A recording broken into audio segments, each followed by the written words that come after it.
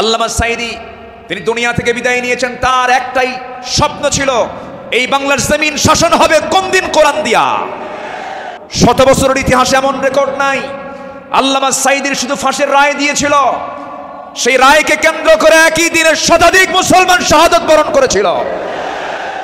আল্লাহর জমিন, আল্লাহর দিন কায়েম হোক। সেই জমিনে দিন কায়েম হওয়ার জন্য যদি বুকের তাজা প্রাণ ঢেলে দিতে হয়, বুকের তাজা রক্ত ঢেলে দিতে হয়, জানমাল দিতে হয়, সবাই কি রাজি আছেন?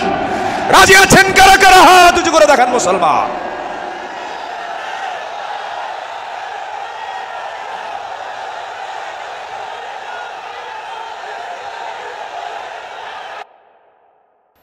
আলোচনা যিনি শুরু করেছেন এই মাহফিল, যাকে দিয়ে আলোচনা শুরু হয়েছে, শহীদ আল্লামা দিলওয়ার হুসাইন সাঈদী রাহিমাহুল্লাহ।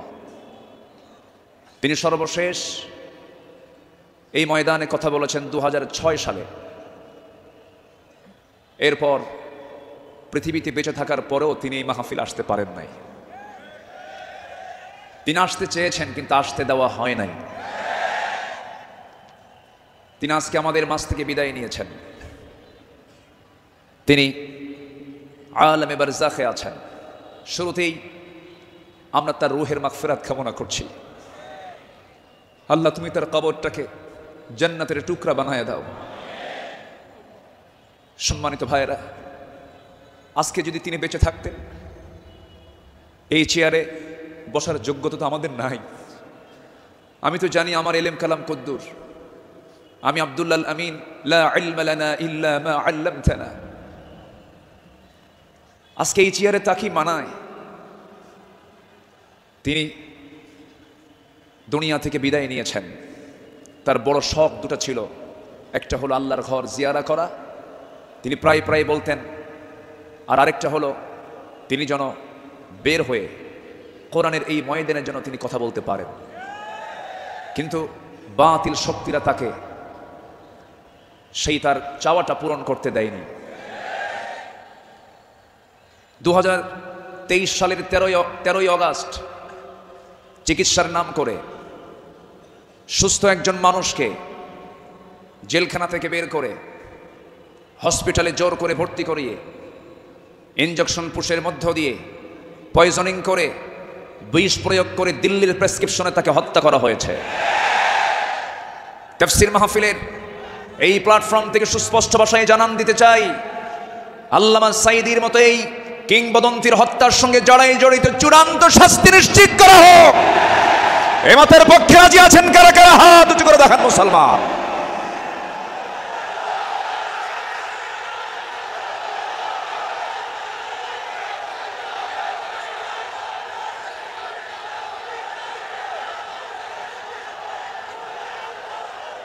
বসুন।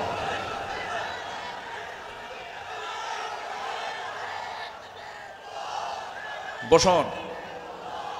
সম্মানিত ভাইয়েরা, আজকের এই তাফসীর মাহফিলে তার নাম, জি বসুন বসুন বসুন বসুন। আজকের এই তাফসীর মাহফিলে তার যদি নামটা না নেওয়া হয় শুরুতে, বড় কৃপণতা হয়ে যাবে। সম্মানিত বন্ধুগণ, এই মাহফিল আবার 1.5 যুগ পরে শুরু হলো। এই মাহফিলকে তুমি আল্লাহ কিয়ামত পর্যন্ত কবুল করে নাও। এই মাহফিলের শুরু থেকে নিয়ে আজ পর্যন্ত যারা জড়িত আছেন, যারা বেঁচে আছেন, তাদের প্রতি খাস রহমত নাজিল করো, এবং যারা দুনিয়া থেকে বিদায় নিয়েছেন কবরগুলোকে জান্নাতের নূর দিয়ে মুনাফফার করে দাও। সম্মানিত ভাইয়েরা, আমি আলোচনার সূচনায় সর্বকালের সর্বযুগের সর্বশ্রেষ্ঠ গ্রন্থ complete and balanced code of life আল কোরআন আল মজিদের গুরুত্বপূর্ণ একটি সূরা, সূরাতুত তাওবার একটি আয়াত আমি তেলাওয়াত করেছি। সূরা তাওবার 100 নম্বর আয়াত আমি তেলাওয়াত দিয়ে শুরু করেছি। আয়াতটিকে সামনে রেখে কিছু কথা আমি বলতে চাচ্ছি। আল্লাহ যেন আমার মুখ থেকে সেই কথাগুলোই বের করে দেন যে কথাগুলো মুসলিম উম্মার জন্য এই মুহূর্তে দারুণ প্রয়োজন। সম্মানিত হাজিরিন, এই পৃথিবীতে শ্রেষ্ঠ মানুষ হচ্ছেন আম্বিয়ে কেরাম, এবং পৃথিবীর প্রথম মানুষও একজন নবী ছিলেন, আমাদের সবার পিতা সাইয়্যিদানা আদম আলাইহিস সালাতু ওয়াস সালাম।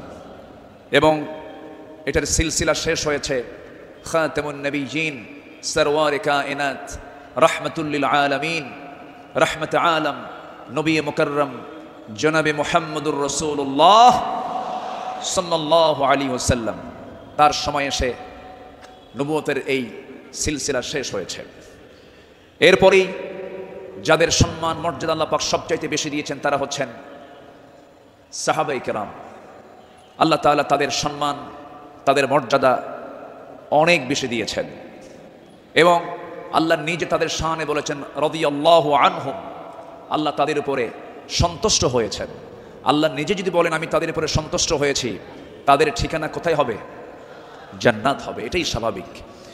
সেই সাহাবে কেরামদের জীবন থেকে কিছু কথা, আমার নবীর আদর্শে গড়া সাহাবীদের বিপ্লবী জীবন, মুমিনের অনুসরণীয় পথ, এই বিষয়ে আমি আজকে কিছু কথা বলতে চাচ্ছি। ওমা তাওফীকি ইল্লা বিল্লাহ আলাইহি তাওয়াক্কালতু ওয়া ইলাইহি উনীব। আসুন সোজা আমরা আলোচনার দিকে চলে যাই। যেহেতু এক রাত আমি পেয়েছি, আল্লামা সাঈদ রাহিমাহুল্লাহ এমন একজন ব্যক্তি ছিলেন, একটানা একজন আলোচক 5 দিন একই প্ল্যাটফর্মে কথা বলেছেন, এমন রেকর্ড বাংলার জমিন আজ পর্যন্ত কেউ দেখাতে পারেন নাই। বলি আলহামদুলিল্লাহ, জোরে বলি আলহামদুলিল্লাহ। সম্মানিত হাজিরিন, আমরা যে কিতাব নিয়ে বসেছি এই কিতাব আসমানি কিতাব। পৃথিবীর সকল কিতাব হলো দুনিয়ার, আর এই কিতাব হলো আসমানি, স্বতন্ত্র একটি কিতাব। আল্লাহ রাব্বুল আলামিন তার কালামে তার পরিচয় দিয়েই অনেক সূরার সামনে আগে এই কিতাবের সৌন্দর্য তুলে ধরেছেন, এই কিতাবের পরিচয় আগে তুলে ধরেছেন। যেমন কোরআন খোলার সঙ্গে সঙ্গেই আমরা পেয়ে যাই আমার রবের পরিচয় আলহামদুলিল্লাহি রাব্বিল আলামিন। এরপরই আমরা যখন সেকেন্ড সূরাতে আসি তখন পেয়ে যাই এই কিতাবের পরিচয় যালিকাল কিতাব লা রাইবা ফীহি। আবার আলে ইমরানে আসেন, এরকম পরিচয় পাওয়া যায়। সূরা ইয়াসিন, সূরা রহমান, সূরা ইউসুফ, অনেক সূরার শুরুতে আল্লাহ রাব্বুল আলামিন আগে এই কিতাবের সৌন্দর্য তুলে ধরেছেন। আল্লাহ রাব্বুল আলামিন বলেন আর রহমান আল্লামাল কুরআন খালাকাল ইনসানা আল্লামাহুল বায়ান আশ-শামসু ওয়াল কমারু বিহুসবানি ওয়ান নাজমু ওয়াশ-শাজারু ইয়াসজুদান। জোরে বলুন আল্লাহু আকবার। তিনি রহমান, যিনি বান্দাকে কোরআন শিক্ষা দিয়েছেন।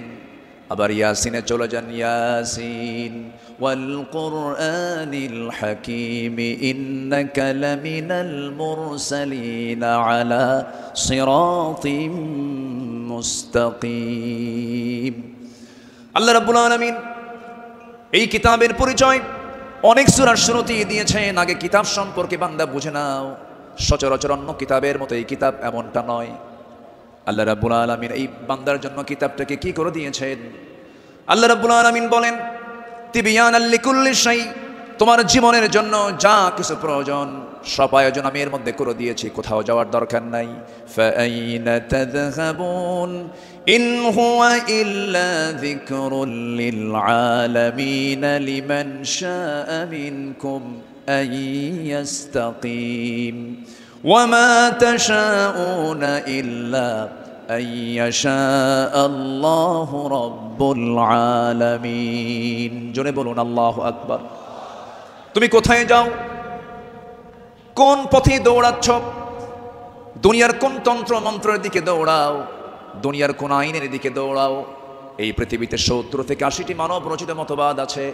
সমস্ত মতবাদকে তোমার ধিক্কার মারতে হবে, পচা বস্তাগুলোকে ফেলে দিয়া আল্লাহর আহ্বান হলো ইন হুয়া ইল্লা যিকির, এই জিকিরের দিকে চলে আসো। কোরআন তোমাকে সুপারিশ করে জান্নাতের দরজায় পৌঁছায়া দেবে। কোরআনের দল ছাড়াও এই দেশে আরো দল আছে না নাই? আসতে বলবেন না, আছে না নাই? ইসলামী দল ছাড়া আরো দল এই দেশে আছে না নাই? কিন্তু আল্লাহর কাছে মনোনীত দল একটাই, ইন্নাদ দীনা ইনদাল্লাহিল ইসলাম। ইসলাম ছাড়া অন্য কিছু যে গ্রহণ করবে, সোজা কথা আল্লাহ পাক বলে দিচ্ছেন ওয়া ইয়াবতাগি গায়রাল ইসলামি দীনান ফালান ইউকবালা মিনহু। যে ব্যক্তি জীবন বিধান হিসাবে, দল হিসাবে ইসলামকে বাদ দিয়ে অন্য কোনো দিনকে গ্রহণ করবে, তার কোনো কিছুই গ্রহণ করবেন না। তিনি কে? এই কথা কে বলেছেন? অতএব দল করতেই হবে, সেই দল হতে হবে কার দল? আসতে বলবেন না, কার দল?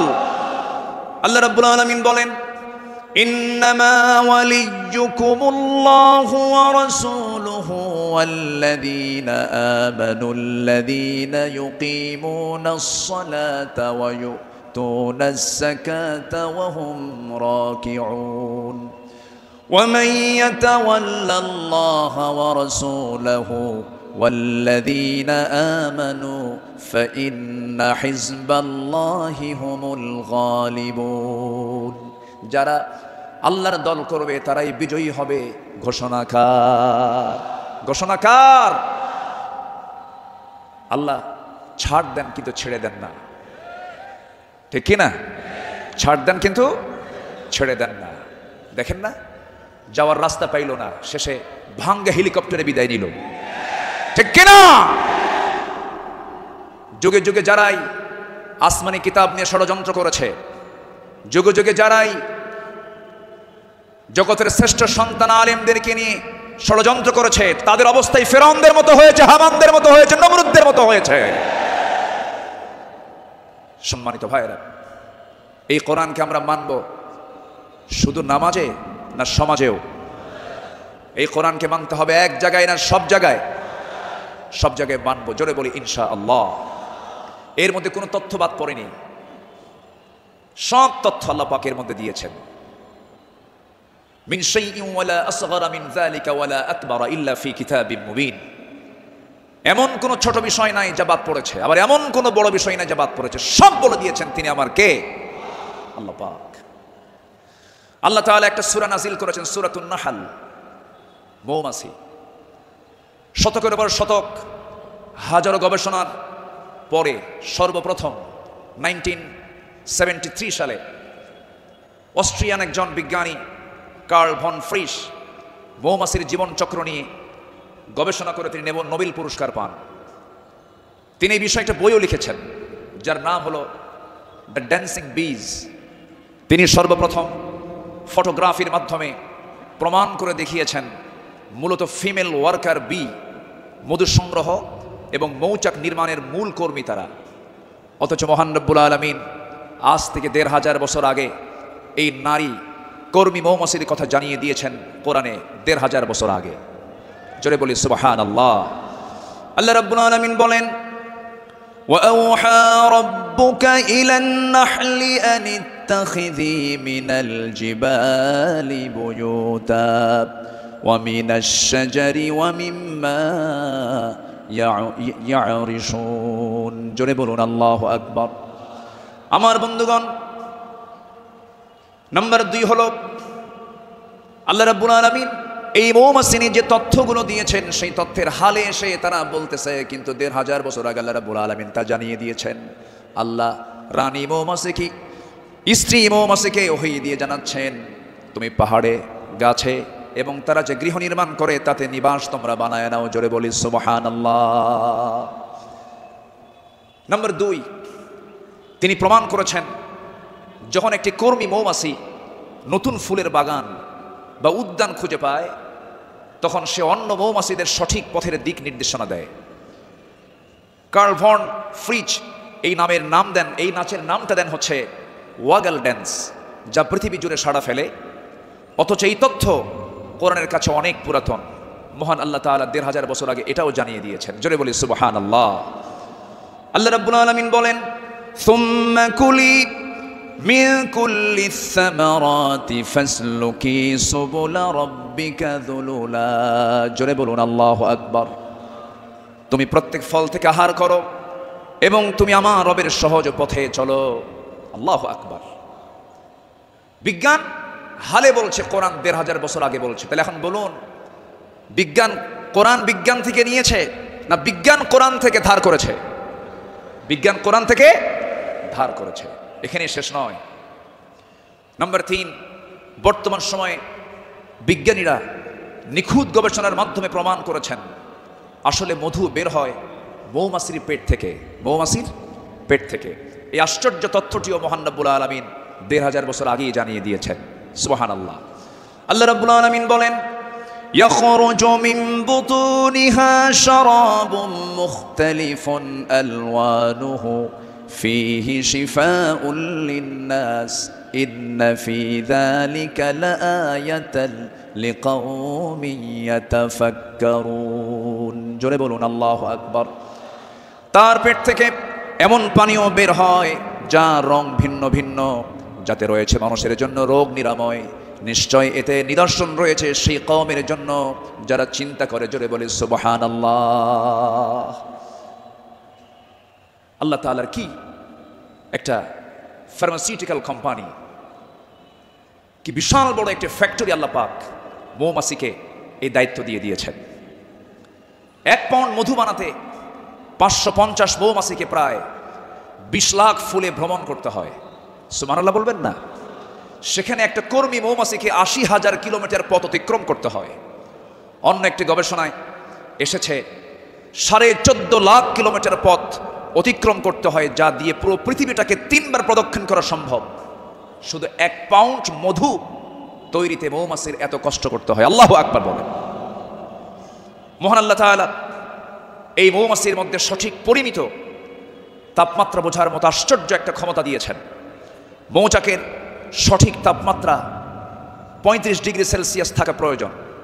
যদি কখনো তাপমাত্রা এর কম 30 ডিগ্রিতে নেমে আসে, তখন মৌমাছিগুলো সবাই একত্রিত হয়ে তাদের ডানাগুলো ঝাঁপিয়ে তাপমাত্রা বৃদ্ধি করে। জোরে বলে সুবহানাল্লাহ। আবার যদি কখনো তাপমাত্রা বেড়ে 40 ডিগ্রি হয়ে যায়, তখন আবার তারা উল্টো দিকে ডানা ঝাপটিয়ে মৌচাকে তাপমাত্রা ঠান্ডা করে। তখন আবারও 35 ডিগ্রি তাপমাত্রায় নিচে স্বাভাবিক হয়ে যায়, নিচে নেমে আসে। এগুলো কার কুদরত? আসতে বলবেন না, কার কুদরত? আল্লাহর কুদরত। সম্মানিত ভাইরা, আল্লাহ রাব্বুল আলামিন এই কিতাবের ভিতরে হাদিদ নামে, লোহা নামে একটা সূরা নাজিল করেছেন। সূরার নাম কি? হাদিদ, লোহা। লোহা ছাড়া কিছুই হয় না। এই লোহা নিয়ে বিজ্ঞান গবেষণা করে বলছে, আধুনিক বিজ্ঞান বলতেছে লোহার সৃষ্টি পৃথিবীতে নয়, বরং লোহা এসেছে বহির জগৎ থেকে, আকাশ থেকে। কারণ পৃথিবীর পরিবেশে লোহা উৎপাদনের জন্য অনুপযোগী। কেননা সূর্যের যে তাপমাত্রা লোহা উৎপাদনের জন্য যথেষ্ট নয়। সূর্যের কেন্দ্রের তাপমাত্রা হলো 15 মিলিয়ন ডিগ্রি সেলসিয়াস, আর সূর্যের পৃষ্ঠে অর্থাৎ ফটোস্ফিয়ারের তাপমাত্রা হচ্ছে 5.5 থেকে 6,000 ডিগ্রি সেলসিয়াস। অথচ লোহা উৎপাদনের জন্য আনুমানিক 5 বিলিয়ন ডিগ্রি সেলসিয়াস প্রয়োজন। বিজ্ঞানীদের ধারণা কোনো সুপারনোভা বিস্ফোরণ থেকেই এই লোহার আগমন ঘটে থাকতে পারে। অথচ মহান রব্বুল আলামিন 1500 বছর আগেই সূরা হাদিদে জানিয়ে দিয়েছেন আল্লাহ পাক লোহা নাজিল করেছেন। সুবহানাল্লাহ বলবেন না? আল্লাহ রাব্বুল আলামিন বলেন, وأنزلنا الحديد فيه بأس شديد ومنافع للناس। সূরাতুল হাদিদ আয়াত নম্বর 25। মহান রব্বুল আলামিন বলেন, আমি লোহা নাজিল করেছি যাতে রয়েছে প্রচন্ড শক্তি, মানুষের জন্য বহুবিধ উপকার। জোরে বলি সুবহানাল্লাহ। তাহলে বিজ্ঞান এগুলো প্রমাণ করেছে না কোরআন থেকে ধার করেছে? কোরআন থেকে ধার করেছে। বিজ্ঞান দিয়ে কোরআন যাচাই হবে না, কোরআন দিয়ে বিজ্ঞান যাচাই হবে। কোন আইন দিয়ে কোরআনকে ব্যর্থ করার চেষ্টা করলে সে ব্যর্থ হবে। কোরআন দিয়ে পৃথিবীর সকল আইনকে ব্যর্থ করতে হবে। যারা বলেন কোরআন আর রাজনীতি ভিন্ন বিষয়, তাদের নতুন করে ঈমান আনতে হবে।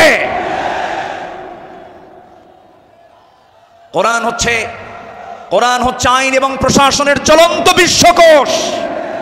এটা দিয়েই নামাজ যেমন চলতে পারে, সমাজে চলতে পারে। কোরআন দিয়ে ক্যান্টনমেন্ট চলবে, কোরআন দিয়ে প্রশাসন চলবে। কোরআন দিয়ে চলতে পারে না এমন কোনো প্ল্যাটফর্ম নেই। কোরআন দিয়ে সব চলবে, এটাই স্বাভাবিক। এই বিশ্বাস যার আছে তার ঈমান আছে, এই বিশ্বাস যার নাই তার ঈমান নাই, নাই, নাই।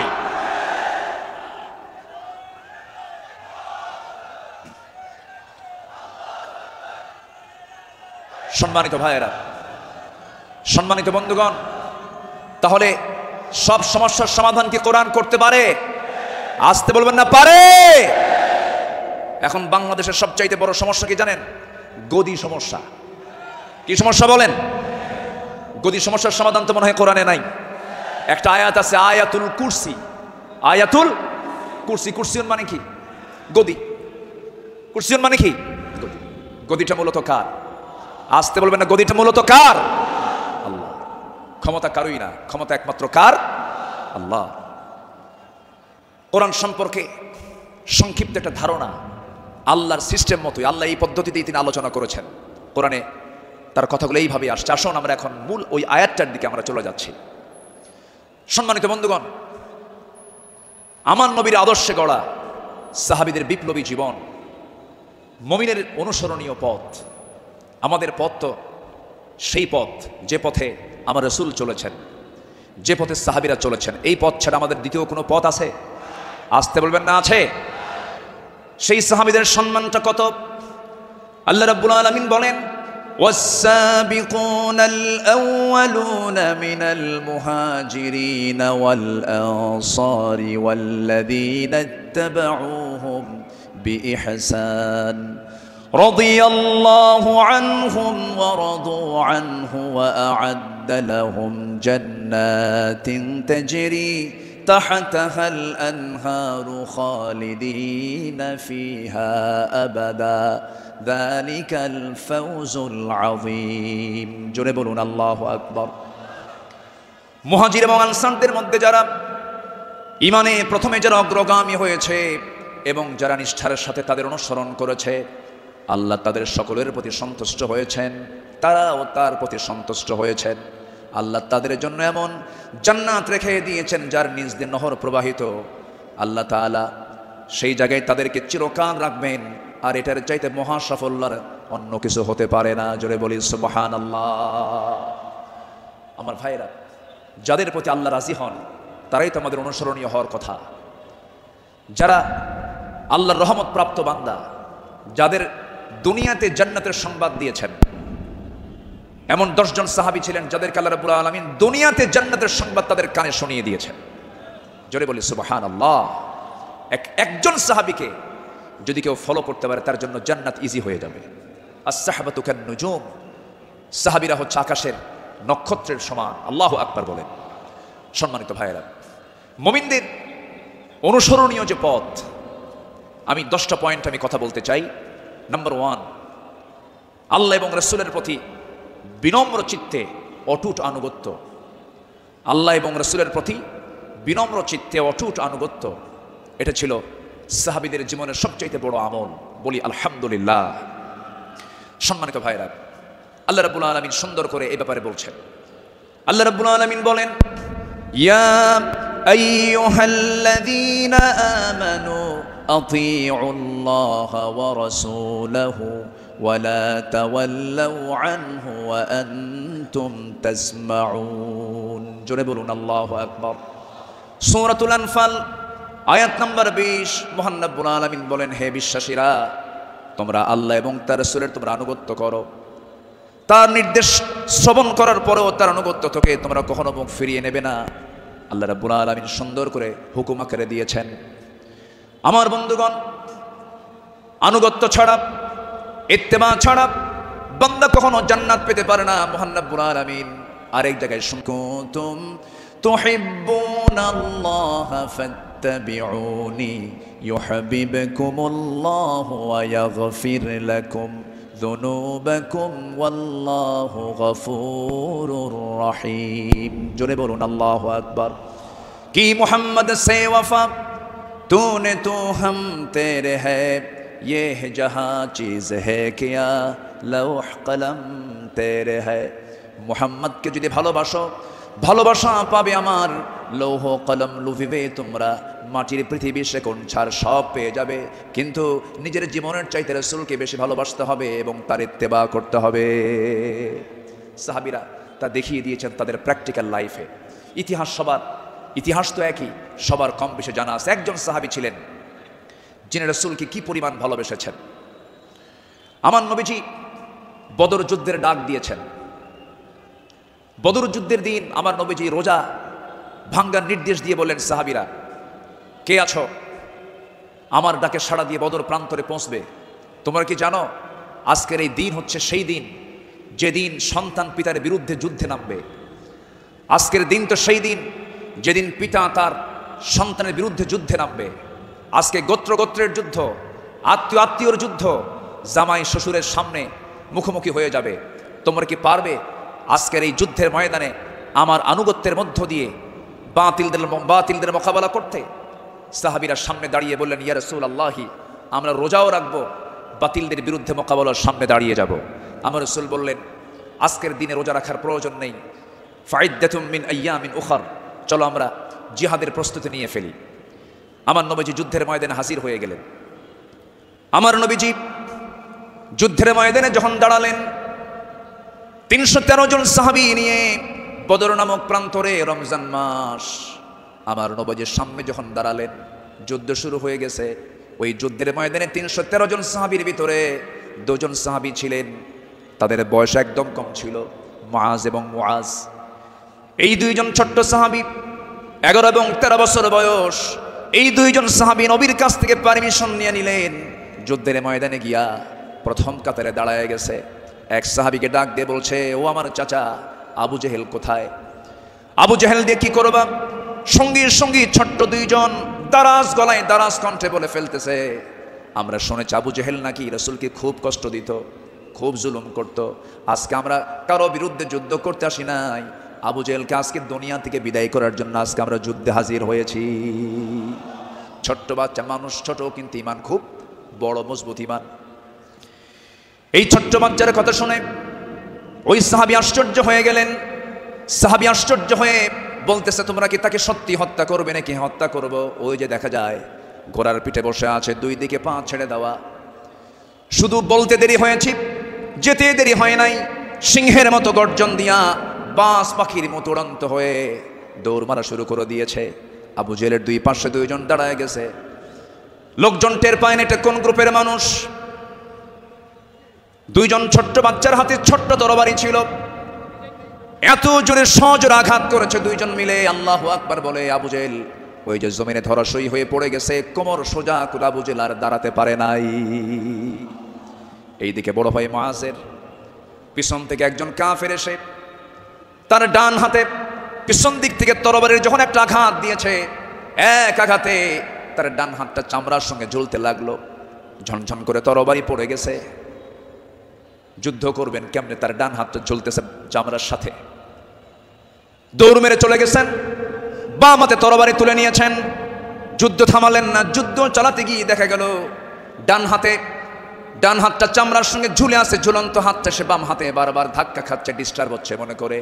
ঝুলন্ত ডান হাতটা বাম্পার নিচে রেখে এত জোরে টান মারলেন, এক টানে হাতটা ছিটকে পড়ে গেল। বাম হাতে যুদ্ধ চালাতে লাগলেন। বাম হাত পিছন দিক থেকে আঘাত করে তার কেটে ফেলে দিল। ঝনঝন করে তরবারি পড়ে গেছে, আর যুদ্ধ করতে পারছেন না। যুদ্ধ করবেন কেমনে? 2 হাতিতে চলে গেছে।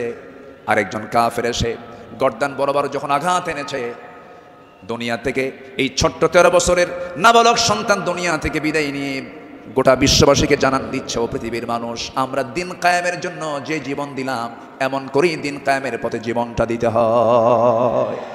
জোরে বলি সুবহানাল্লাহ, আরো জোরে বলি সুবহানাল্লাহ, আরো জোরে বলি সুবহানাল্লাহ। একটু জিকির করি লা ইলাহা, আরো জোরে লা ইলাহা। স্পিকার আওয়াজটা নাই, খুব আওয়াজ কম হচ্ছে, বলেন যে কানে আওয়াজ দিতে হবে।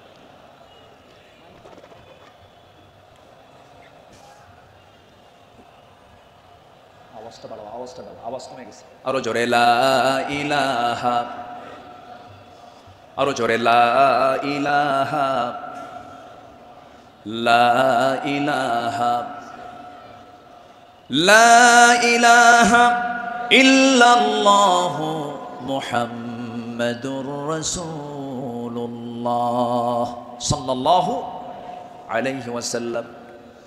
আমার বন্ধুগণ, আমার নবীজি আল্লাহর পথে যত হাজারো বিপদ এসেছে, বিনম্র চিত্তে অটুট আনুগত্য আমার নবীজি আল্লাহর করেছেন। তার বড় একটা প্রমাণ হলো, একটু শুনুন, কান লাগায় কথাগুলো শুনেছি, বারবার শোনার প্রয়োজন আছে। নবীজি তার জীবনের সবচাইতে বেশি মার খেয়েছেন 2 জায়গায়। একটা হলো তায়েফের ময়দান, আর একটা হচ্ছে উহুদের ময়দান।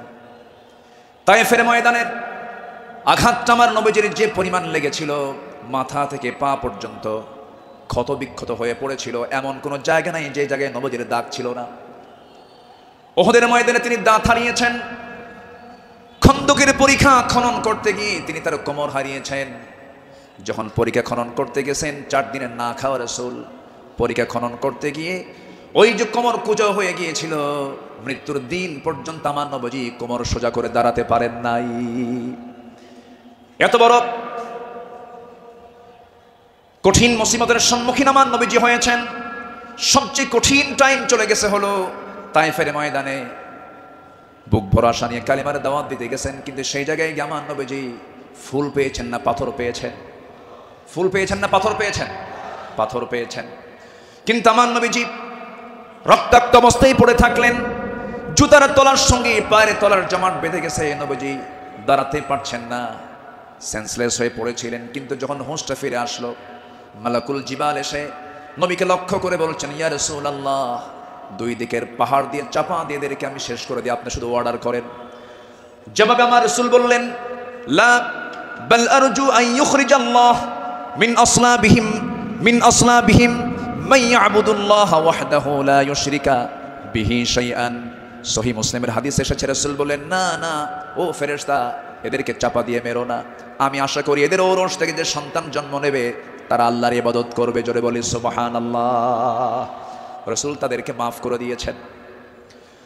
আমার বন্ধুগণ, আমার নবীজি আনুগত্য কাকে বলে আল্লাহ রাসূল তা শিখিয়ে দিয়েছেন, সাহাবাদের জীবনে তা শিখিয়ে দিয়েছেন।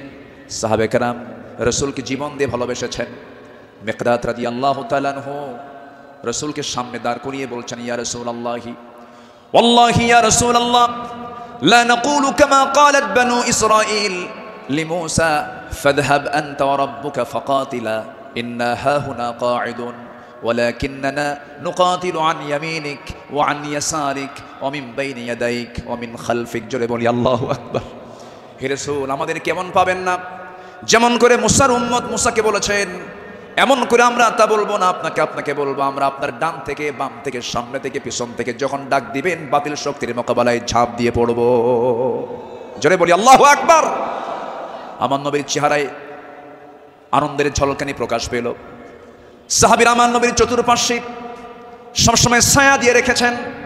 জীবনের চাইতে তারা রাসূলকে বেশি ভালোবেসেছেন। আনুগত্য কাকে বলে? এই পৃথিবীতে প্রধান কাতারে যারা ছিলেন তারা হচ্ছেন সাহাবে কেরাম। সাদ ইবনে মুআজ রাদিয়াল্লাহু তাআলা আনহু বদর যুদ্ধের দিন মৃত্যুর ভয় না করে নবীর আনুগত্যে দাঁড়িয়ে দীপ্ত কণ্ঠে বলেছিলেন, ফাওয়াল্লাযী বাআসাকা বিল হক লাউ ইসতা'রাদতু বিনা হাযাল বাহরা ফাকুদতাহু লাখুদনাহু মা'আক।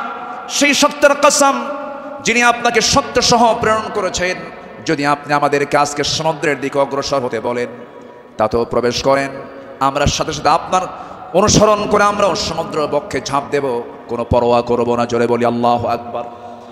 আমার বন্ধুগণ, নাম্বার 2 আমরা চলে আসি দান এবং দানশীলতায়, রাসূলের আদর্শ এবং সাহাবীদের অনুসরণ। আমার নবীজির দান, তার যে দানশীলতার ব্যাপারে হাদিস এসেছে, তিনি প্রবাহিত বাতাসের মতো দান করতেন। কানা রাসূলুল্লাহ সাল্লাল্লাহু আলাইহি সাল্লাম আজওয়াদান নাস ফালা রাসূলুল্লাহ সাল্লাল্লাহু আলাইহি সাল্লাম আজওয়াদু বিল খাইর মিনার রিহিল মুরসালা। আমার নবীজি প্রবাহিত বাতাসের মতো তিনি দান করতেন। যখন শুরু করতেন দান থামতো না, অবারিত দান করতেন। জোরে বলি সুবহানাল্লাহ। সাইয়্যিদনা ওমর ফারুক রাদিয়াল্লাহু তাআলা আনহু তিনি বলেন, তাবুকের প্রান্তরে বুক ভরা আশা নিয়ে নবীর সামনে দাঁড়ালাম এবং মনে মনে ভাবলাম, সারা জীবন আমার বন্ধু আবু বকরের সঙ্গে কোনো ইবাদতের কম্পিটিশনে পারি নাই, আজকে আমি আবু বকরকে হারায়া ফেলবো। তিনি করলেন কি, সমস্ত সম্পত্তির অর্ধেক তিনি তাবুক অভিযানে তিনি দান করলেন। আব্দুর রহমান ইবনে আওফ রাদিয়াল্লাহু তাআলা আনহু 3 বস্তা সোনা দান করেছেন। সবার দান যখন শেষ হয়ে গেছে, আমার নবী অপেক্ষার প্রহর গুনছেন তার সারা জীবনের বন্ধু, 3 দিনের ছোট বড় হিজরতের রাতের সাথী সাইয়্যিদনা আবু বকর সিদ্দিক রাদিয়াল্লাহু আনহু তিনি কখন তাবুকের জন্য তিনি কি নিয়ে আসবেন, তার দানের পরিমাণ কি, তিনি অপেক্ষার প্রহর গুনছেন।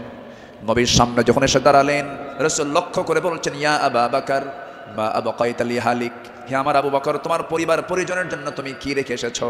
তিনি জবাব দিতে নিয়ে বলছেন, ক্বালা আবকাইতু লাহুমুল্লাহ ওয়া রাসূলা, আমি আমার পরিবারের জন্য রেখে এসেছি শুধু আল্লাহ এবং আল্লাহর রাসূলকে, বাকি সব টাবুকের প্রান্তরের জন্য আমি দান করেছি। জোরে বলি সুবহানাল্লাহ।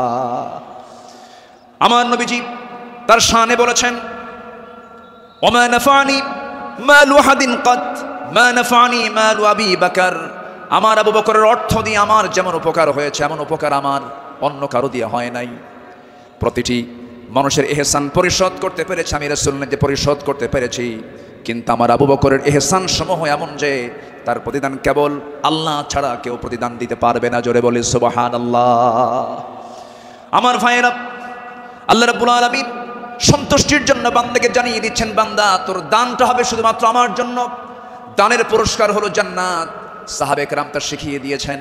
আল্লাহ রাব্বুল আলামিন বলেন, মাসালুল্লাযীনা ইউনফিকুনা আমওয়ালাহুম ফি সাবিলিল্লাহি কামাসালি হাববাতিন أنبتت 7 سنابل في كل سنبلة 100 حبة والله يضاعف لمن يشاء والله واسع عليم। জোরে বলুন আল্লাহু আকবার। যারা আল্লাহর পথে তাদের সম্পদ ব্যয় করে তাদের উপমা হলো একটা বীজের মতো যা উৎপন্ন করলো 7টা শীষ, প্রতিটি শীষে রয়েছে 100 দানা। তারা আর আল্লাহ যাকে চান তার জন্য এমন করেই বাড়িয়ে দেন। আল্লাহ হচ্ছেন সবচাইতে প্রাচুর্যময় এবং সর্ব বিষয়ে জ্ঞানী। জোরে বলি সুবহানাল্লাহ। নাম্বার 3 হলো আদল এবং ইহসানের মূর্ত প্রতীক ছিলেন রাসূল এবং সাহাবে কেরাম। আদল কাকে বলে, ইনসাফ কাকে বলে, ইহসান কাকে বলে, যদি আমরা মডেল হিসেবে গ্রহণ করব আমার নবী এবং সাহাবে কেরামকে, আল্লাহ রাব্বুল আলামিন এই শানে বলেছেন, ইন্নাল্লাহা ইয়া'মুরু বিল আদলি ওয়াল ইহসানি ওয়া ইতা'i যিল কুরবা ওয়া ইয়ানহা আনিল ফাহশাই ওয়াল মুনকারি ওয়াল বাগি ইয়া'iদুকুম লা'আল্লাকুম তাযাক্কারুন। জোরে বলুন আল্লাহু আকবার। আমার বন্ধুগণ, আদালত কাকে বলে? সাইয়্যিদনা ওমর ফারুক রাদিয়াল্লাহু তাআলা আনহু অর্ধ দুনিয়ার শাসনকর্তা। তিনি একদিন ঘোড়া কিনতে গেছেন বাজারে। কি কিনতে গেছেন? ঘোড়া কিনতে গেছেন। আজকের বাজারে যেমন হোন্ডা কিনতে যায়, গাড়ি কিনতে যায়, আগের যুগে মানুষ কিনতে যেত কি? ঘোড়া। সাইয়্যিদনা ওমর ফারুকের প্রয়োজন, ঘোড়া কিনতে গেছেন। ঘোড়াওয়ালার সঙ্গে কথা বললেন, দামাদামি করে নিলেন, ঘোড়া একটা কিনলেন, দামটা দিয়ে দিলেন, কেনা বেচা হয়ে গেছে, চুক্তি সম্পন্ন হয়ে গেছে। ঘোড়া কিনে নিয়ে বাড়িতে চলে আসবেন। কয়েক মাইল ঘোড়ার পিঠে তিনি চড়েছেন। কয়েক মাইল আসতে না আসতেই তার ঘোড়ার 4টা পা অকেজো হয়ে গেছে। 4 পা যখন অকেজো হয়ে গেছে, সাইয়্যিদনা ওমর ফারুক একটু খেপে গেলেন, রেগে গেলেন। রেগে গিয়ে সোজা চলে গেছেন সেই ঘোড়াওয়ালার কাছে গিয়ে বলছেন, ঘোড়াওয়ালা তুমি আমাকে কেমন ঘোড়া দিলে কেন? যে ঘোড়াটা আমি 4-5 মাইল যেতে না যেতে 4টা পায়ে তার অকেজো হয়ে গেছে, অসুস্থ ঘোড়া দিয়েছ, আমি এই ঘোড়া নেব না। সঙ্গে সঙ্গে ঘোড়াওয়ালা বলছেন, আমিরুল মুমিনিন, আমি আপনাকে যে ঘোড়াটা দিয়েছি সুস্থ ঘোড়া দিয়েছি। আপনি যখন আমার কাছ থেকে ঘোড়াটা কিনতে এসেছিলেন সেই সময় ঘোড়াটা সুস্থ ছিল, আপনার মালিকানা যাওয়ার পরে ঘোড়াটা অসুস্থ হয়ে পড়েছে। সাইয়্যিদনা ওমর ফারুক একটু খেপে গিয়ে বলছেন, এই অসুস্থ ঘোড়া আমি নেব না, ঘোড়া ফেরত নাও, টাকাটা আমাকে দিয়ে দাও। এবার ঘোড়াওয়ালা বলছে, আমিরুল মুমিনিন, আমি যত বলবো আপনি যত বলবেন কোনো ফয়সালা আসবে না। ঠিক আছে, আমার কথা এবং আপনার কথা দুটা নিয়ে আমরা চলুন, আমরা আদালতে যাই। কোথায় যাই? আদালতে চলে যাই। ইন্নাল্লাহা ইয়া'মুরু বিল আদল, আদালতের সম্মুখীন হয়ে যাই। সাইয়্যিদনা ওমর ফারুক রাদিয়াল্লাহু তাআলা আনহু তখন অর্ধ দুনিয়ার শাসনকর্তা। এই কথা শোনার সঙ্গে সঙ্গে তিনি তার সকল কথাকে তিনি অফ করে দিলেন, চোখ মেরে গিয়ে বলছেন, ঠিক আছে ঘোড়াওয়ালা চলো আদালতে হাজির হই, চলো আদালতে ফয়সালা দিয়ে দেবে। চিন্তা করে দেখুন, অর্ধ দুনিয়ার শাসনকর্তা ওমর ফারুক সামান্য এক ঘোড়াওয়ালা মামলা দিচ্ছে, সেই মামলায় তিনি হাজির হচ্ছেন। চলে গেলেন আদালতে। আদালত চত্বরে গিয়ে যখন হাজির হলেন, বিচারালয়ের চেয়ারে বসা একজন কাজী যখন সাইয়্যিদনা ওমর ফারুককে দেখেছেন, দেখা মাত্রই তিনি দাঁড় হয়ে বলছেন, আমিরুল মুমিনিন, আপনি কেন আদালতে, কি হয়েছে? তিনি এবার বলছেন, বিচারপতি, আমি ঘোড়া কিনতে গেছি, ঘোড়া সে আমাকে অসুস্থ ঘোড়া দিয়েছে, আমি এই ঘোড়া নেব না, সেজন্য বিচার আদালত পর্যন্ত গড়িয়েছে, কি করা যায়? কাজী শুরাই ইবনুল হারিস আল কিন্দি রাহিমাহুল্লাহ সেই বিচারপতির নাম।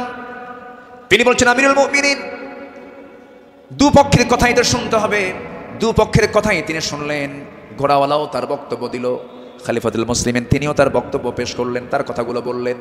দুজনের কথা শোনার পরে কাজী শুরাই ইবনুল হারিস আল কিন্দি রাহিমাহুল্লাহ এবার বলছেন, আমিরুল মুমিনিন, অবশ্যই আপনি সম্মানিত, আপনি খলিফাতুল মুসলিমিন, কিন্তু আদালতটাকে কায়েম করার জন্য আমি আজকে আপনার কাছে দুঃখ প্রকাশ করছি, আজকে এই আদালতের রায়টা আপনার পক্ষে যাবে না, এই রায়টা সম্পূর্ণ ঘোড়াওয়ালার পক্ষে চলে যাবে। আমি আপনাকে বুঝাই দিচ্ছি। এবার তিনি বলছেন, আমিরুল মুমিনিন, আপনি আমার সামনে যে কথা বলছেন, আপনি এই জায়গা থেকে সুস্থ অবস্থায় বাড়ি পর্যন্ত ফিরবেন, তার কোনো গ্যারান্টি আছে নাকি? না, গ্যারান্টি নাই। তাই যদি হয় যে ঘোড়াটা আপনি কিনে নিয়েছেন, সেই ঘোড়াটা সুস্থ অবস্থায় কিনেছেন, আপনার মালিকানায় যাওয়ার পরে ঘোড়াটা অসুস্থ হতেই পারে, অসুস্থ হয়ে গেছে, কিন্তু সেই ঘোড়াটা ফেরত দিয়া আপনি টাকা ফেরত নেবেন, এমনটা তো ইসলাম এলাও করে না। সাইয়েদনা ওমর ফারুক রাদিয়াল্লাহু তাআলা আনহু একটা কথাও বললেন না। আদালত চত্বর থেকে তিনি বের হয়ে গেলেন। পরের দিন তিনি মাজলিসে শুরার বৈঠকে বসলেন, সবাইকে জানান দিলেন যে আমার সমস্ত উপস্থিত সমস্ত পরামর্শ সভার সদস্যবৃন্দ, গতকালকে আমি একজন বিচারপতি পেয়েছি, এত বড় আদিল মানুষ আমি দেখি নাই, এত বড় আদিল, ইমামুন আদিল, এত সুন্দর রায় সে দিয়েছে, তার এত বড় সাহস, সে ব্যক্তির দিকে তাকায় নাই, সে আইনের দিকে তাকাইছে, আদালতের দিকে তাকাইছে। আমি ওমর আমার বিরুদ্ধে সে রায় দিয়েছে, এই লোকটাকে সাধারণ বিচারপতি না বানায় তাকে কেন্দ্রীয় বিচারপতি বানায় দিলাম। আল্লাহু আকবার বলেন।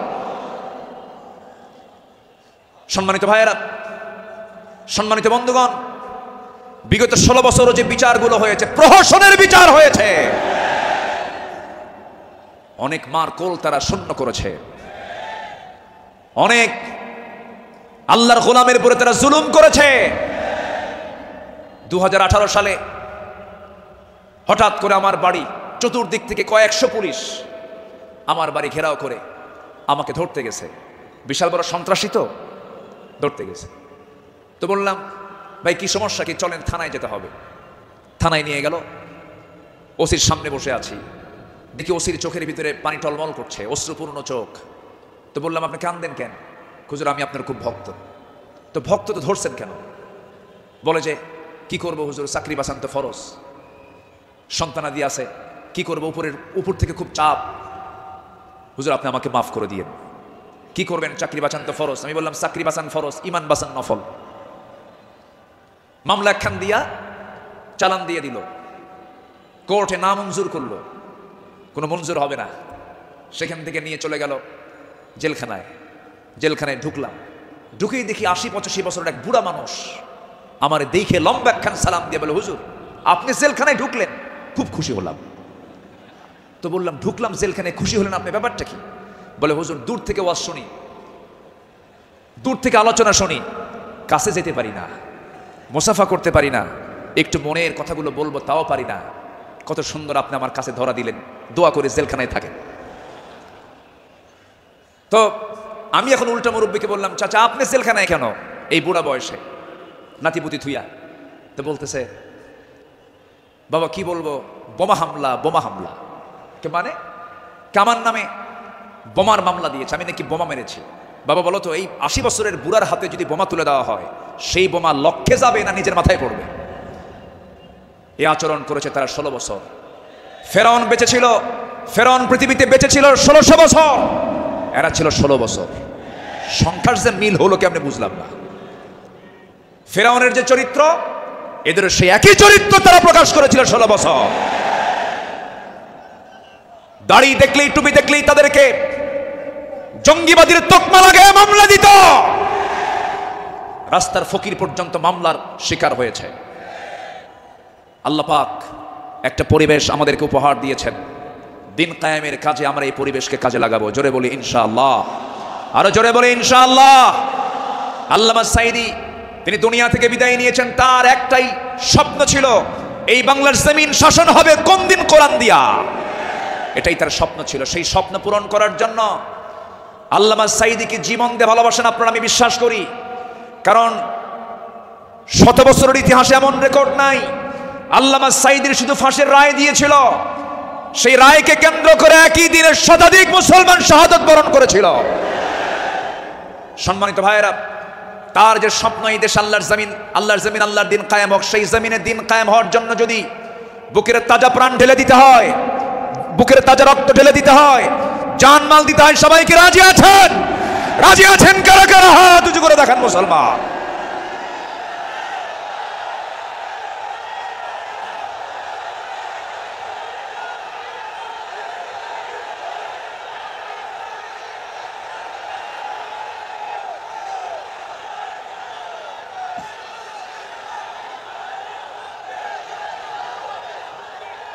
আল্লাহ কবুল করুন, জোরে বলে আমিন, আরো জোরে আমিন। হাত নামান, বসুন। আমি তো দাঁড়াতে বলি নাই, আপনি দাঁড়ালেন কেন? জি, বসে পড়ুন। আমি কি আলোচনা চালাবো? আলোচনা চালাবো। আমার নির্দিষ্ট সময় কিন্তু শেষের দিকে প্রায়। আমি কি আলোচনা চালিয়ে যাব? সবাইকে আমাকে সময় দিবেন? জোরে বলি ইনশাআল্লাহ, আরো জোরে বলি ইনশাআল্লাহ। সম্মানিত ভাইয়েরা, তাদের আদালতটা কি ছিল? সাইয়েদনা ওমর ফারুক রাদিয়াল্লাহু তাআলা আনহু একদিন কোন এক বাজার দিয়ে যাচ্ছিলেন। হঠাৎ করে কোন এক সাহাবীর গায়ে হাতে ছিল ছোট্ট ছড়ি, লাঠি ছিল, লাঠি দিয়ে ঘুতা মেরেছেন। মজা করে একটা ঘুতা মারলেন। সেই সাহাবীও কিছু মনে করেন নাই। মাস 6 পরে সাইয়েদনা ওমর ফারুক রাদিয়াল্লাহু তাআলা আনহু তার সঙ্গে দেখা করে বললেন, বন্ধু চলো আমার বাড়িতে যাই। বাড়িতে নিয়ে গেলেন, হাতটা ধরে ক্ষমা চেয়ে বললেন, শোনো আমার ভাইজান, অমুক দিন তোমার শরীরে একটু মজা করে একটু তরবারি কি বলে হাতের ছড়ি দিয়ে লাঠি দিয়ে একটু আঘাত করেছিলাম, কষ্ট পেলে আমাকে মাফ করে দিও। এই যে তোমার হাতে 600 দিরহাম দিয়ে দিলাম, তুমি আল্লাহর ঘর কাবা জিয়ারা করে আসবে। জবাবে সেই সাহাবী বলছেন, আমিরুল মুমিনিন, আপনি আমাকে যে আঘাত করেছেন এটা তো আমার মনেই নাই। সাইয়েদনা ওমর ফারুক বললেন, ও আমার ভাই, আমি যে তোমাকে মৃদু আঘাত করেছি, এটা যদি তুমি কিয়ামতের দিন আমার বিরুদ্ধে যদি আল্লাহর কাছে যদি আদালতে মামলা দিয়ে দাও, আমি জামিন পাবো না। এই জন্য আজকে দুনিয়াতেই তোমার কাছ থেকে আমি মাফ চেয়ে নিলাম। জোরে কোন সুবহানাল্লাহ। সাইয়েদনা ওমর ফারুক রাদিয়াল্লাহু তাআলা আনহু এক বোতল মধু এনেছেন, রাষ্ট্রের মধু। সেই মধুগুলো নিয়ে এসে বাড়িতে স্ত্রীর সামনে দাঁড়িয়ে বলছেন, স্ত্রী, মধুগুলো আনলাম। এই মধু শুধু আমাদের ঘরের জন্য নয়, আমার প্রতিবেশী আরো 4 ঘর সহ আমার ঘর মোট 5টা ভাগ হবে। তোমাকে দায়িত্ব দিলাম, এই মধুটা ভাগ করো। স্ত্রীকে মধুভাগের দায়িত্ব দিই। সময় যেতে না যেতেই একটু পরেই তিনি বলছেন, স্ত্রী মন খারাপ করো না, আমি তোমাকে মধুভাগের দায়িত্ব দেব না। মধুর বোতলটা নিয়ে নিলেন, আস্তে করে প্রতিবেশীর ঘরে চলে গেলেন। প্রতিবেশীকে ডাক দিয়ে বলছেন, প্রতিবেশী, যে মধুর বোতলটা তোমাকে দিলাম সমান 5 ভাগে ভাগ করবে, একটা ভাগ তুমি আমাকে দিবে, বাকি 4 ভাগ তোমরা সব ভাগ করে নেবে। তিনি তার অংশের মধুটা নিয়ে আসলেন, নিয়ে এসে স্ত্রীর সামনে দাঁড়িয়ে বলছেন, আমার স্ত্রী, আল্লাহর কসম করে বলি, আমি তোমাকে সন্দেহ করিনি, আমি তোমাকে ভালোবাসি। আমি রাষ্ট্র চালাই, তুমি আমার পরিবার চালাও, সন্তানাদির দিকে খেয়াল করো, আমার বড় উপকার তুমি করো। আমি তোমাকে সন্দেহ করে তোমার হাত থেকে মধুর বোতল আমি নেই নাই। আমি নিয়েছি এই কারণটা হলো, এই যে মধু তুমি যখন ভাগ করতে যাবে, যদিও সমান ভাগে ভাগ করবে, কিন্তু মধু হলো তরল জিনিস। এই তরল মধু ভাগ করতে নিয়ে তোমার হাতে যতটুকু মধু লেগে যাবে, 1 ফোঁটা হোক, 2 ফোঁটা হোক, 3 ফোঁটা হোক, এতটুকু মধু আমাদের ভাগে বেশি আসুক এটা চাই নাই। মনে করে মধুভাগের দায়িত্ব আমি অন্যের কাঁধে চাপাইয়া দিয়েছি। জোরে বলি আল্লাহু আকবার। ইন্নাল্লাহা ইয়া'মুরু বিল আদল ওয়াল ইহসান। আল্লাহু আকবার বলি।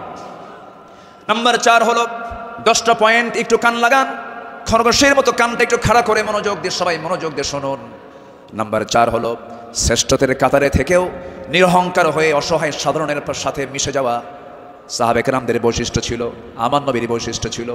আল্লাহ রাব্বুল আলামিন অর্ডার করেছেন, ওয়াখফিদ জানাহাকা লিমান ইত্তাবা'আকা মিনাল মুমিনিন। সূরা শুআরা 215 নম্বর আয়াত। মুমিনদের মধ্যে যারা তোমার অনুসরণ করে তাদের প্রতি তোমার বাহুকে অবনত করো, তাদের জন্য তুমি সুন্দর করে তাদের পাশে দাঁড়িয়ে যাও, দিলটা নরম করে তাদের সঙ্গে কথা বলো। জোরে বলি সুবহানাল্লাহ। আমার বন্ধুগণ, এই ব্যাপারে আমার নবী সবার আগে তিনি এগিয়ে এসেছেন। ঈদের দিন আমার নবীজি দেখেন জীর্ণ শীর্ণ পোশাকের ছোট্ট একটা বাচ্চা কাঁদতেছে আর হাঁটতেছে। আমার নবীজি জড়িয়ে ধরলেন, কোলের মধ্যে তুলে বলছেন, কাঁদো কেন সন্তান, কি হয়েছে বলো? বাপ নাই মা নাই, দুইজনে দুনিয়া থেকে বিদায় নিয়েছেন। আমার নবীজি ধুলাই মলিন সন্তানটাকে, শিশুটাকে কোলের মধ্যে তুলে নিয়ে সোজা ঘরের মধ্যে ঢুকলেন। ঢুকে বলছেন, আয়েশা, বাচ্চা নিয়ে আসছি, সন্তান নিয়ে আসছি। ও কলিজার টুকরা সন্তান, এই যে মহিলাকে দেখতে পেতেছ আজকের থেকে এটাই তোমার মা, আর আমি তোমার সামনে দাঁড়িয়ে আছি, আমি হলাম তোমার বাবা। আমার নবী ইতিমদের পাশে এমন করে সারা জীবন দাঁড়িয়েছেন, কারণ আল্লাহ রাব্বুল আলামিন তাকে অর্ডার করেছেন, আলাম ইয়াজিদকা ইয়াতীমান ফাআওয়া ওয়াওয়াজাদাকা দাল্লান ফাহাদা ওয়াওয়াজাদাকা আইলান ফাআগনা ফাআম্মাল ইয়াতীমা ফালা তাকহার ওয়াআম্মাস সাইলা ফালা তানহার ওয়াআম্মা বিনি'মাতি রাব্বিকা ফাহাদ্দিস। আমার বন্ধুগণ, সাইয়েদনা আবু বকর সিদ্দিক রাদিয়াল্লাহু আনহুর খেলাফত আমল চলছিল। সাইয়েদনা আবু বকর রাদিয়াল্লাহু তাআলা আনহু সেই সময় যখন তিনি খেলাফত পেলেন, নতুন যখন তিনি দায়িত্ব পেলেন, খেলাফত গ্রহণ যখন তিনি করলেন, নতুন খলিফা হয়েছেন, এই খেলাফতের সংবাদ পেয়ে অনেকে আনন্দ প্রকাশ করছে, সুন্দর একজন খলিফা আমরা পেয়েছি। কিন্তু ওই মদিনার ছোট্ট একটা গ্রামের একজন মহিলা অঝরে ঝাড়ায় কাঁদতেছে, কান্নায় সে ভেঙে পড়ছে। সবাই বলল, মহিলা তুমি কান্দো কেন? ও নারী তুমি কান্দো কেন? ও মহিলা তুমি কান্দো কেন? কান্নার হেতুটা কি? সঙ্গে সঙ্গে মহিলা বলতেছে, কান্নার কারণ হলো এমন একজন ব্যক্তি খেলাফতের দায়িত্ব পেয়েছে, যে লোকটা আমার বাড়ির প্রত্যেকদিন ছাগলটা দহন করে যেত, ছাগলের দুধটা দহন করত। আজকে সে খেলাফতের দায়িত্ব পেল, কিন্তু আমার এই ছাগলের দুধটা দহন করার মতো লোক আর আমি পাবো না, এই জন্য আমি কান্দি। ওই মহিলার কান্না যখন সাইয়েদনা আবু বকরের কানে যখন সংবাদটা চলে গেছে, ওই মহিলার সামনে দাঁড়িয়ে বলছেন, মহিলা কেঁদো না, আমি খলিফার দায়িত্ব পেয়েছি, খেলাফতের দায়িত্ব পেয়েছি বলে তোমার দায়িত্ব আমি পালন করব না, ভুল কথা। আমার দায়িত্ব এটাও রয়ে যাবে, আমার খেলাফতের দায়িত্ব রয়ে যাবে। জোরে বলেন সুবহানাল্লাহ। ইবনে সাকার বলেন, সিরাত গ্রন্থে এসেছে, সাইয়েদনা আবু বকর সিদ্দিক রাদিয়াল্লাহু তাআলা আনহু, একটা গ্রাম ছিল, একটা পল্লী ছিল, ছোট্ট একটা মহল্লা ছিল। ওই মহল্লার প্রত্যেক ঘরে ঘরে গিয়ে সাইয়েদনা আবু বকর প্রত্যেক ঘরের ছাগলগুলোর দুধ তিনি দহন করে দিয়ে আসতেন। জোরে বলেন সুবহানাল্লাহ, আরো জোরে বলে সুবহানাল্লাহ। শ্রেষ্ঠত্বের কাতারে থেকেও নিরহংকারী হয়ে তারা জনগণের খাদেম ছিলেন, জনগণের খেদমত তারা করেছেন। রাতের বেলা একদিন তিনি খালি পায়ে হাঁটতেছেন। কি পায়ে বলেন? খালি পায়ে হাঁটতেছেন। সাইয়েদনা ওমর ফারুক দেখে বলছেন, আমিরুল মুমিনিন, আপনি খালি পায়ে হাঁটেন কেন? পাথরের আঘাতে আপনার চামড়া ফেটে তো রক্ত বের হয়ে যাবে, আপনি আহত হয়ে পড়বেন, রক্তাক্ত হয়ে যাবেন। তিনি বলছেন, ভাই ওমর, এই রাতের গভীর রাত্রিতে, গভীর নিশীথে আমি যদি জুতা পায়ে হাঁটতে যাই, পাথরের সাথে জুতার একটা আঘাত লাগবে, একটা শব্দ সৃষ্টি হয়ে যাবে। এই শব্দে যদি আমার নাগরিকের যদি ঘুমের ব্যাঘাত হয়, কিয়ামতের দিন আমাকে তার জন্য আসামির কাঠগড়ায় দাঁড়াতে হবে। জোরে বলি আল্লাহু আকবার। ঢাকা থেকে নেতা আসিতেছেন চট্টগ্রাম, ঢাকা চট্টগ্রামের রোড 4 ঘন্টা বন্ধ। এমন নেতৃত্ব আমরা চাই না। আমরা শাসক দেখতে চাই, জনগণের শাসক, ঠিক কিনা? আমরা কিসের শাসক দেখতে চাই? যাকে দেখলে ওমরের কথা মনে হবে, যাকে দেখলে আবু বকরের কথা মনে হবে, যাকে দেখলে ওসমানের কথা মনে হবে। একটা ওমর আল্লাহ পাক তুমি বাংলার জমিনে দিয়ে দাও। জোরে বলি আল্লাহুম্মা আমিন। সাইয়েদনা আবু বকর সিদ্দিক রাদিয়াল্লাহু তাআলা আনহু, খেলাফত মানে কি? একটা দেশের তিনি রাষ্ট্রপ্রধান। রাতের বেলা তিনি চলে গেছেন হলো প্রতিবেশীর ঘরে। কোন প্রতিবেশী? যে প্রতিবেশীর স্বামী নাই, ছেলে নাই, মেয়ে নাই। যেই মহিলার তিনি খেদমত করতে গেছেন তার চোখটাও নাই, বৃদ্ধ কেন, বৃদ্ধা একজন নারী, সচেতন একজন নারী। তিনি তার খেদমত করার জন্য খেলাফতের দায়িত্ব পাওয়ার পরও তিনি চলে গেছেন। দরজায় নক করেছেন, খেদমত করলেন, বের হয়ে আসছেন। পরের রাত্রিতে সাইয়েদনা ওমর ফারুক রাদিয়াল্লাহু আনহু তিনি ভাবলেন, আমার ভাই আবু বকর তো খেলাফতের দায়িত্ব পেয়েছেন, উনি কি খেদমত করতে পারছেন কিনা জানি না। উনি চলে গেছেন খেদমত করার জন্য। দরজায় তিনি নক করেছেন, বুড়িমা, আপনার খেদমতের জন্য আমি এসেছি, আমি ওমর আসছি। কে প্রয়োজন নেই। কেন? কিছুক্ষণ আগে একজন খেদমত করে চলে গেছে। উনি ভাবলেন যে খেদমতটা কে করতে পারে। পরপর তিনি 3 রাত ওই বুড়ি মহিলার ঘরের পাশে গিয়ে আড়ালে তিনি দাঁড়ালেন, খুঁজে পাচ্ছেন না, কখন ঠকে তাও টের পাওয়া যায় না। 3য় রাত্রিতে তিনি বুঝতে পারলেন একটা মানুষ খালি পায়ে ভিতরে ঢুকলো, কিন্তু অন্ধকার তো দেখতে পান নাই। ভিতরে ঢুকে খেদমত করে বের হতে নিলেই পিছন দিক থেকে ওমর ফারুক তার হাত চেপে ধরেছেন। চেপে ধরেই দেখেন কেউ না, খলিফা আবু বকর সিদ্দিক রাদিয়াল্লাহু তাআলা। তিনি বললেন, আমিরুল মুমিনিন, একটা রাষ্ট্র পরিচালনা করতে নিয়ে কত পরিশ্রম করতে হয়। রাতের বেলা বিশ্রামের প্রয়োজন হয়, দিনের বেলাও পরিশ্রম করেন, রাতের বেলা এমনটা করলে আপনি অসুস্থ হয়ে পড়বেন, অন্তত আমাদের কিছু খেদমতের জন্য আমাদের কিছু কাজ রেখে দেন। তিনি বলছেন, ভাই ওমর, হাসরের ময়দানে আমার আমলনামা তোমার পিঠে যাবে না, আমার কাজ আমাকে করতে দাও। মৃত্যুর দিন পর্যন্ত তিনি ওই মহিলার খেদমত করে তিনি দুনিয়া থেকে বিদায় নিয়েছেন। দ্বিতীয় খলিফা ওমর ফারুক রাদিয়াল্লাহু তাআলা যখন খেলাফতের দায়িত্ব পেলেন, ওই মহিলা জানেন না প্রথম খলিফা ইন্তেকাল করেছেন।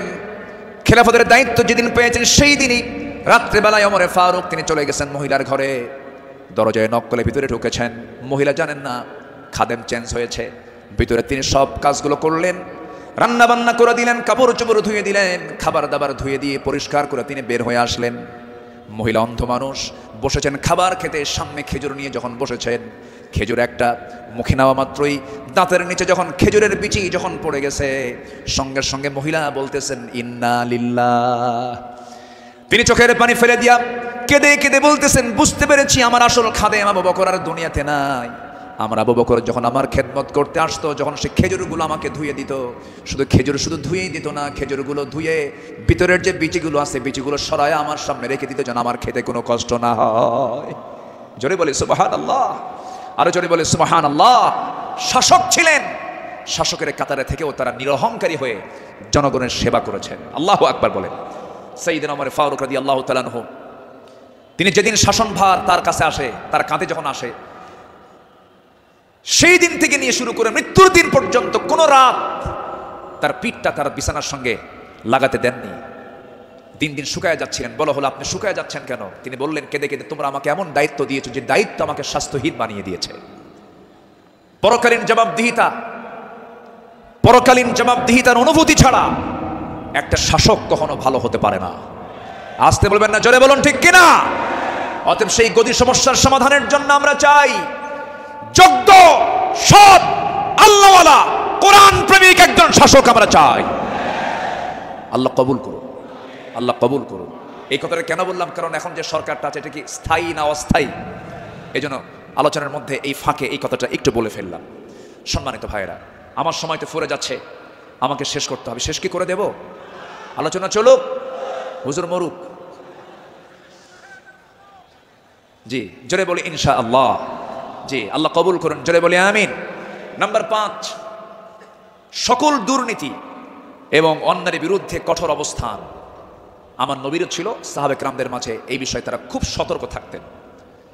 আল্লাহ রাব্বুল আলামিন বলেন, ওয়ালা তাকুলু আমওয়ালাকুম বাইনাকুম বিল বাতিলি ওয়া তুদলু বিহা ইলাল হুক্কামি লিতাকুলু ফারীকাম মিন আমওয়ালিন নাসি বিল ইসমি ওয়া আনতুম তা'লামুন। জোরে বলুন আল্লাহু আকবার।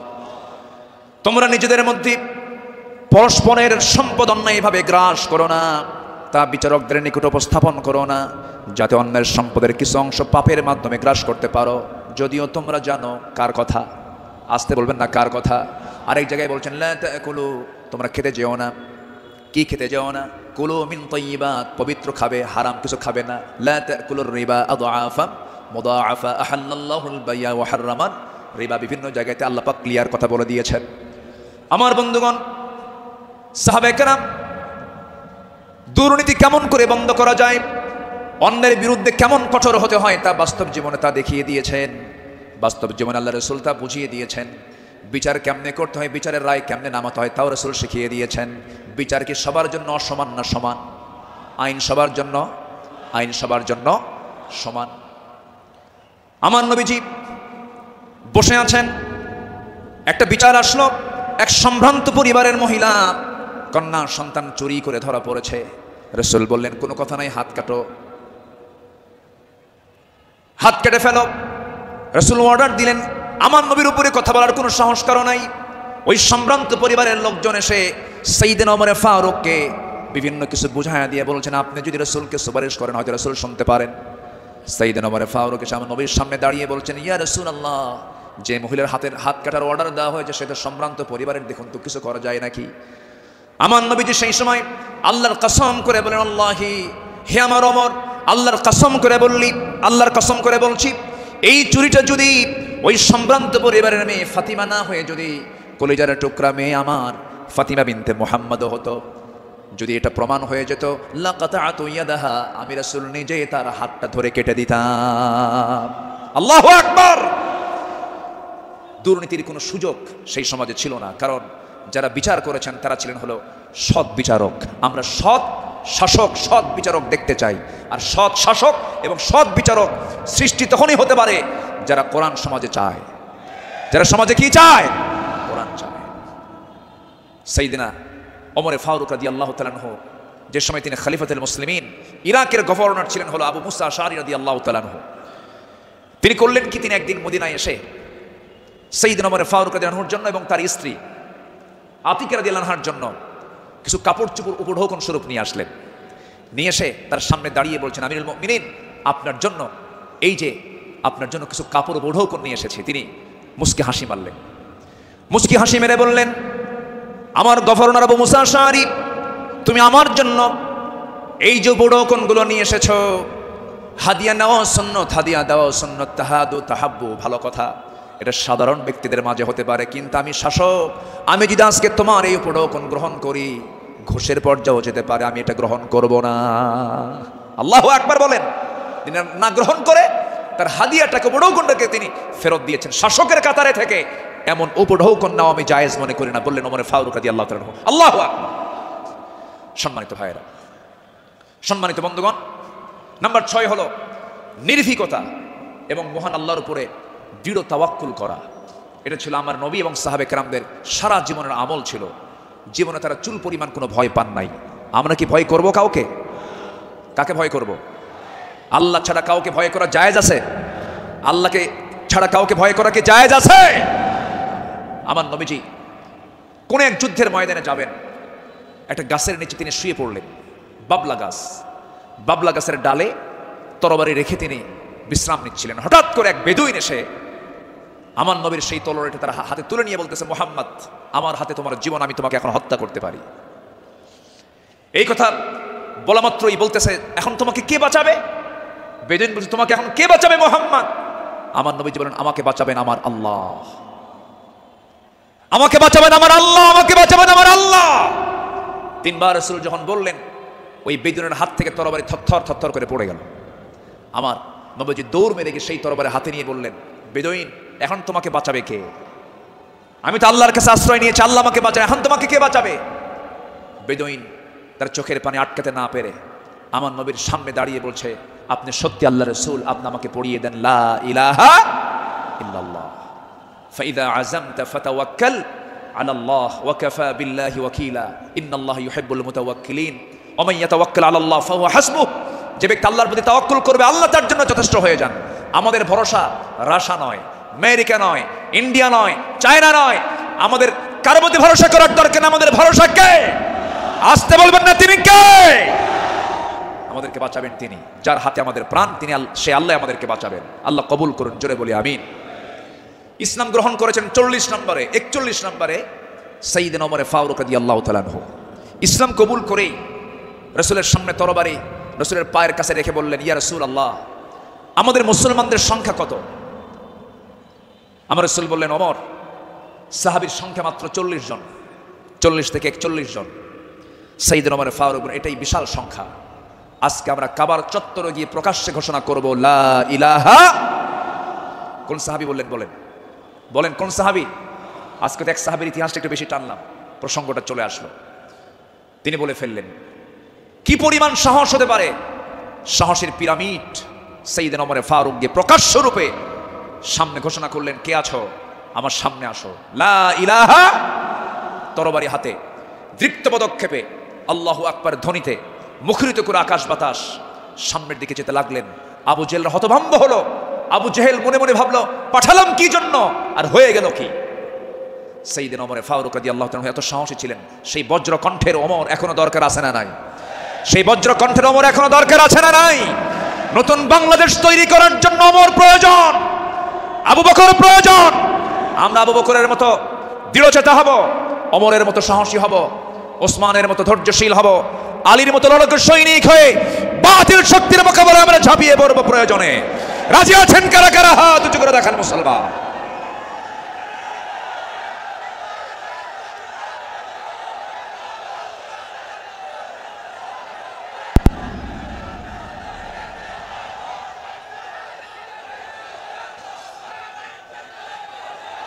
আল্লাহ কবুল করুন, জোরে বলে আমিন, আরো জোরে আমিন।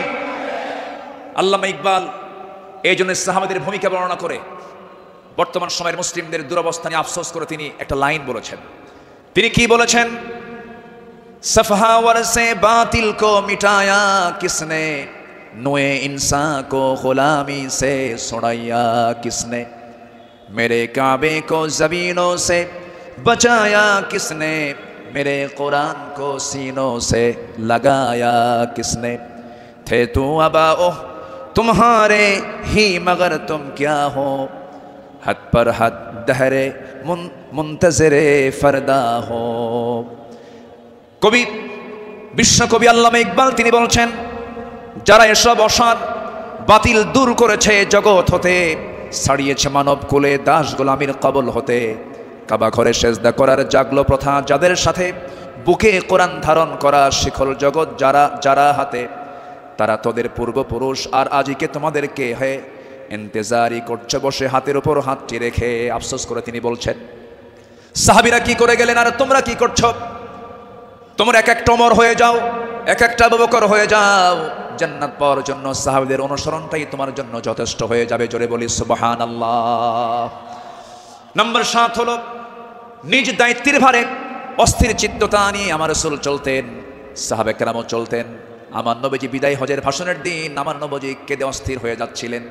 সাহাবে কেরামকে লক্ষ্য করে বলছেন, ওয়া আনতুম তুসআলুনা আন্নী ফামা আনতুম কাইলুন, আমার ব্যাপারে প্রশ্ন করা হলে তোমরা কি বলবে?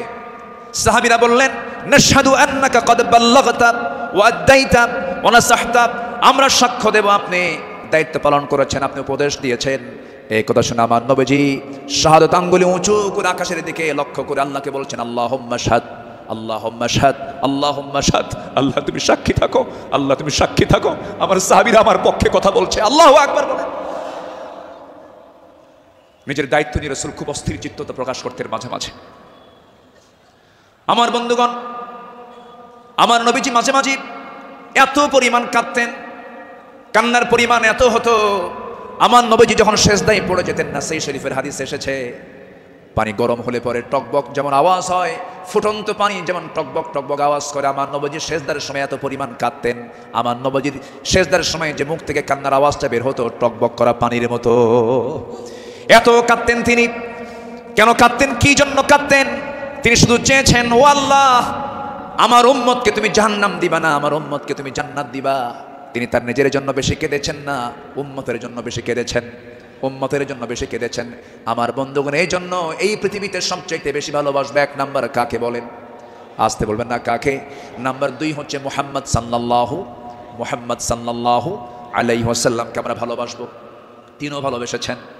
আমার ভাইয়েরা, আমার বন্ধুগণ, নাম্বার 8 হলো আদর্শ নেতৃত্বের অনুতুলনীয় আলোকচ্ছটাই সাহাবে কেরাম। সাহাবে কেরামকে আল্লাহ রাব্বুল আলামিন অনেক সম্মান দান করেছেন। লাকাদ আরসালনা রুসুলানা বিল বাইয়িনাতি ওয়া আনজালনা মাআহুমুল কিতাবা ওয়াল মিজানা লিয়াকুমান নাসু বিল কিসত। জোরে বলুন আল্লাহু আকবার। আমার বন্ধুগণ, সময় যেহেতু কম, শেষের দিকে আস্তে আস্তে চলে যাচ্ছি।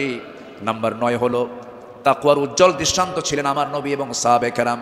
লাকিনিল্লাযীনা তাকাউ রাব্বাহুম লাহুম জান্নাতুন তাজরি মিন তাহতিহাল আনহারু খালিদিনা ফিহা নুজুলাম মিন ইনদিল্লাহ ওয়া মা ইনদাল্লাহি খায়রুল লিল আবরার। জোরে বলুন আল্লাহু আকবার। যারা নিজেদের প্রতিপালককে ভয় করে চলে, তাদের জন্য আছে এমন সব উদ্যান, এমন সব জান্নাত, যারা তলদেশ দিয়ে নহর প্রবাহিত। আল্লাহর পক্ষ থেকে অতিথিয়তা স্বরূপ তারা সর্বদা সেখানে থাকবে। আল্লাহর নিকট যা কিছু আছে পুণ্যবানদের জন্য তাই হলো শ্রেষ্ঠ। জোরে বলি সুবহানাল্লাহ। তাকওয়া কাকে বলে সাহাবে কেরাম শিখিয়েছেন, তাকওয়া কাকে বলে আম্বিয়া কেরাম শিখিয়েছেন। বিশেষ করে আমার নবীজি তাকওয়ার তিনি মূর্ত প্রতীক ছিলেন। আমার বন্ধুগণ, নাম্বার 10 হলো, নাম্বার 10 সর্বশেষ যেটা, সেটা হলো আল্লাহর কাছে বিনম্র চিত্তে অশ্রু ঝরানো, চোখের পানি ফেলে ফেলে কাঁদা। এই দুনিয়াতে আমি যখন জন্ম নিয়েছি, আমার প্রথম ভাষা ছিল হাসা না কাঁদা, হাসি না কান্না। মার পেট থেকে দুনিয়াতে এসে আমি কেঁদেছি না হেসেছি? কেঁদেছি। মূলত এই জায়গাটা হলো, এই দুনিয়াটা হলো কান্নাকাটি করার জায়গা। হাসির জায়গা হলো জান্নাত, আনন্দের জায়গা হলো জান্নাত। জান্নাতে গিয়ে বান্দার জীবনের সমস্ত আনন্দ সেই জান্নাতি সে ভোগ করবে। হুজিবাতুল জান্নাতু বিল মাকারিহ, হুজিবাতুন নারু বিশ শাহাওয়াত। আমার বন্ধুগণ, আমার নবীজি যখন কাঁদতেন, অস্থির হয়ে যেতেন, তার চোখের কোনা বেয়ে টপ টপ করে পানি পড়তো, দাড়িগুলো ভিজে যেত, কপাল ফুলে যেত, হাঁটুগুলো ফুলে যেত। ঘন্টার পরে ঘন্টা সেজদায় পড়ে কেঁদেছেন, কারণ আল্লাহ পাক তার শানে বলেছেন, ওয়া মিনাল লাইলি ফাতাহাজ্জাদ বিহি নাফিলাতাল লাক আসা আন ইয়াবআসাকা রাব্বুকা মাকামান মাহমুদা। জোরে বলুন আল্লাহু আকবার। আরেক জায়গায় বলছেন ওয়াল্লাযীনা ইয়াবিতুনা লিরাব্বিহিম সুজদান ওয়া কিয়ামা ওয়াল্লাযীনা ইয়াকুলুনা রাব্বানা ইসরিফ আন্না আযাবা জাহান্নাম ইন্না আযাবাহা কানা গরামান ইন্নাহা সাআত মুস্তাকাররান ওয়া মুকামা। আল্লাহর যারা বান্দা হবে, রাত গভীর হয়ে যাবে, সবাই ঘুমের সাগরে হাবুডুবু খাবে, কিন্তু আল্লাহর পছন্দের বান্দা যারা, তারা তো জানেই আল্লাহ সব সময় প্রথম আকাশে আসেন না। আল্লাহ তাআলা প্রথম আকাশে আসেন কোন সময় বলুন? কোন সময়? কোন সময়? কোন সময়? কোন সময়? শেষ রাত্রিতে চলে আসেন ফিস সামাঈদ দুনিয়া আলা মিন মুস্তাগফিরিন ফাগফির লাহ। কোন ক্ষমা প্রার্থী আছে আমার কাছে ক্ষমা চাবে, সেই সময় আল্লাহ পাক দুনিয়ার আকাশে চলে আসেন। আল্লাহর পছন্দের বান্দা এই চান্সটা ছেড়ে দেন না।